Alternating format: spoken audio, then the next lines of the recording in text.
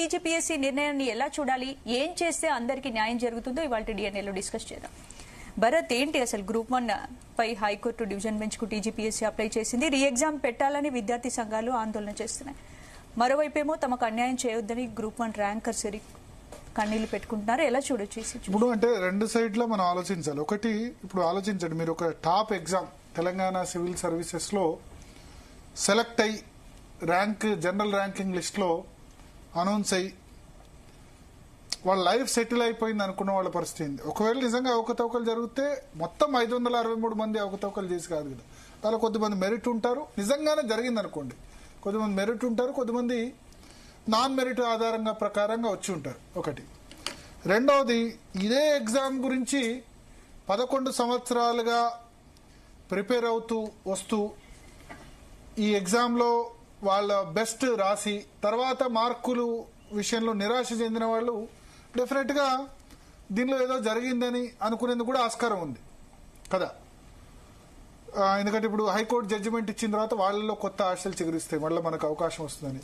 Problem ఏంటంటే ప్రతి సంవత్సరం ఎగ్జామ్ జరిగిందనుకోండి ఇబ్బంది ఉండదు. ఈ సంవత్సరం కాకపోతే నెక్స్ట్ ఇయర్ రాసుకుంటారు. ఇప్పుడు సివిల్ సర్వీసెస్ ఉంది కదా, సివిల్ సర్వీసెస్ ఉంది.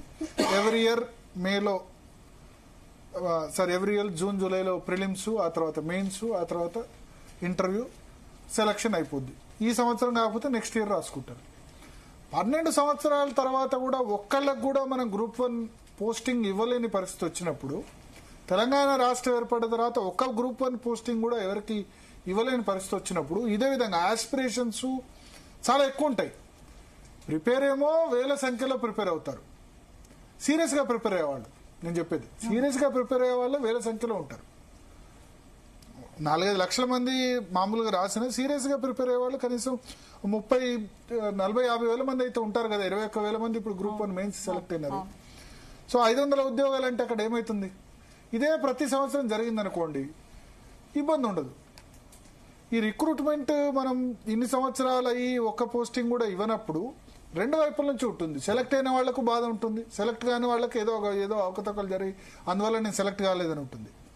సో అదే సమస్య, ఇది ఒక చిక్కుముడి. అందుకనే దీనికి సింపుల్ సొల్యూషన్ ఏంటంటే, ప్రభుత్వం ప్రతి సంవత్సరం మేము పెడతాం, ప్రతి సంవత్సరం ఖచ్చితంగా ఖాళీలన్నీ భర్తీ చేస్తామంటే గనక ఈ ఇష్యూస్ ఎగ్జామ్స్ గురించి ఉండదు, కంప్లైనింగ్ సంబంధించి ఉండదు.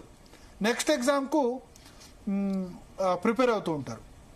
సో మాట్లాడదాం. మనతో పాటు స్టూడియోలో చరణ్ కౌశిక్ గారు, కాంగ్రెస్ పార్టీ నేత, అదేవిధంగా జనార్దన్ గారు ఉన్నారు, గ్రూప్ 1 సంబంధించిన స్టూడెంట్. అశోక్ సార్ ప్రస్తుతం లైవ్ లో సిద్ధంగా ఉన్నారు. 2 రోజులుగా ఆయన అమరణ నిరాహార దీక్ష చేస్తున్నారు.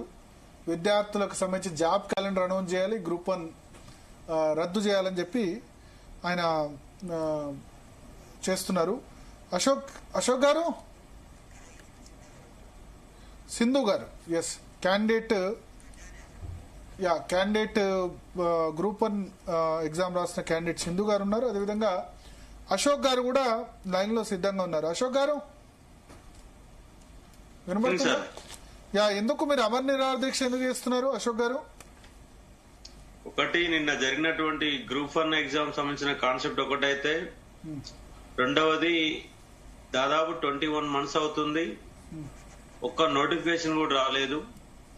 ఇవ్వని ఉద్యోగాలు ఇచ్చినట్టు చెప్పుకుంటున్నటువంటి గందరగోళాల మధ్య ఆ నోటిఫికేషన్ల సాధన కోసం నేను హంగర్ స్ట్రైక్ మొదలు పెట్టాను సార్. వాళ్ళకి దాదాపు స్టార్ట్ చేసి కూడా 48 అవర్స్ అవుతా ఉంది. ఓకే. సో 15th నుంచి అమరణ నిరాహార దీక్ష అని చెప్పారు. అవును సార్. నిన్న నైట్ నన్ను దీక్ష మొదలు పెట్టక ముందే 14th నైట్ 12 గంటలకే పోలీసులు ఒక 2 జీపుల నుండి వచ్చి 12 గంటలకు ఎత్తుకొని పోవడం జరిగింది. మొదలు పెట్టక ముందే ఎత్తుకుపోయారు. అబ్దుల్లాపూర్ మెట్ పోలీస్ స్టేషన్ లో దాదాపు నైట్ 8 గంటలకు అక్కడ నిర్బంధించారు. 9 o'clock అట్లా ఇంట్లో వదిలిపెట్టారు. పోలీస్ స్టేషన్ లో కూర్చోబెట్టినప్పటికీ నేను మార్నింగ్ 6 గంటల నుంచే నా దీక్ష అనేది మొదలు పెట్టాను. అక్కడి నుంచి దీక్ష కంటిన్యూ అవుతుంది. వాళ్ళ ఇంట్లో వాస్తవంగా నేను ఇన్స్టిట్యూట్ లో ఉన్నది ఆన్లైన్ ఆఫీస్ ఉంటది, ఆన్లైన్ ఆఫీస్ లో కూర్చుందామని అక్కడే కూర్చున్నాను. ఇంట్లో పోతే నిర్బంధం చేస్తారని అక్కడే కూర్చుంటే అయినా కూడా 12 గంటలకు ఎత్తుకుపోయారు. మళ్ళీ తీసుకొచ్చి మళ్ళీ ఇంట్లోనే వదిలిపెట్టారు. ఎందుకంటే ఇక్కడ నా అపార్ట్మెంట్ కాబట్టి నైబర్స్ ఉంటారు. నైబర్స్ ఉన్నప్పటికీ ప్రాబ్లం కాదు. కానీ సమస్య ఏంటంటే ఇక్కడ పోలీసులు అపార్ట్మెంట్ చుట్టూ ఒక 50 మంది పోలీసులను పెడతారు. 50 మంది పోలీసులను పెట్టి ఇంటికి వచ్చిన వాళ్ళందరినీ, అపార్ట్మెంట్ లోపలికి వచ్చిన వాళ్ళందరినీ చెకప్ చేసుకుంటా గందరగోళానికి గురి చేస్తారు. దానివల్ల ఇన్స్టిట్యూట్ లో మొదలు పెడదామంటే అక్కడ కూడా మొదలు పెట్టేయకుండా బలవంతంగా ఇంట్లోనే దీక్ష చేసే విధంగా నిర్బంధం చేశారు.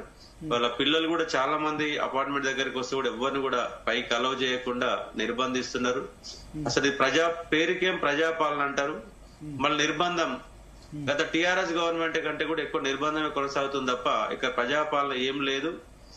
అసలు ఈ రాష్ట్రంలో పరిపాలన జరుగుతుందా అంటే జరగట్లేదు. ఏ డిపార్ట్మెంట్ చూసినా అంత గందరగోళమే. ఎవరు చూసినా అందరు రోడ్లు ఎక్కుతున్నారు. ఇవాళ నిరుద్యోగులు కూడా రోడ్లు ఎక్కుతున్నారు. ఇవాళ గ్రూప్ 1 ఒకవైపు మా ఉద్యోగాలు పోతున్నాయి, వాళ్ళు రోడ్లు ఎక్కారు. అంతా రాష్ట్రంలో మొత్తం అనిశ్చితి కొనసాగుతుంది. రాష్ట్రంలో పరిపాలన జరుగుతుందా జరగని కాన్సెప్ట్ లో ఉంది. ఇవాళ 20 నెలలైనా ఒక్క నోటిఫికేషన్ రాకపోయా. ఒక పోలీస్ రిక్రూట్మెంట్ బోర్డు నోటిఫికేషన్ వచ్చి దాదాపుగా 3.5 సంవత్సరాలు అయితే ఇంతవరకు ఒక ఉద్యోగం మళ్ళీ నోటిఫికేషన్ లేదు. డిఎస్ సంబంధించి మహా డిఎస్ వేస్తామని చెప్పారు, 5,000 పోస్టులు కలిపారు, వాళ్ళు ఎదురు చూస్తా ఉన్నారు. దాంతో పాటు పవర్ సెక్టర్ లో 5,368 ఉద్యోగాలు రెడీగా ఉన్నాయి. ఆర్థిక శాఖ ఆమోదం పొందింది. టిఆర్ఎస్ గవర్నమెంట్ కాలంలోనే అన్ని రెడీ అయినాయి. ఈ గవర్నమెంట్ వచ్చి 20 నెలలు అయింది, వాళ్ళకి సంబంధించిన కదలిక కూడా లేదు. అట్లాగే డిప్యూటీ సర్వేర్ అట్లనే ఉన్నాయి. వీళ్ళు ఇచ్చినటువంటి మేనిఫెస్టో మార్చి నుంచి జూన్ వరకు ఫేజ్ 1 అని, తర్వాత నవంబర్ డిసెంబర్ ఫేజ్ 2 అని 2 దఫాలుగా ఎన్నో గొప్పాలు చెప్పి మేము అసలు అధికారంలోకి వస్తే 2 ఉద్యోగాలు పోతే మీకు 2 లక్షల ఉద్యోగాలు ఇస్తామని చెప్పేసి వాళ్ళ నిరుద్యోగులు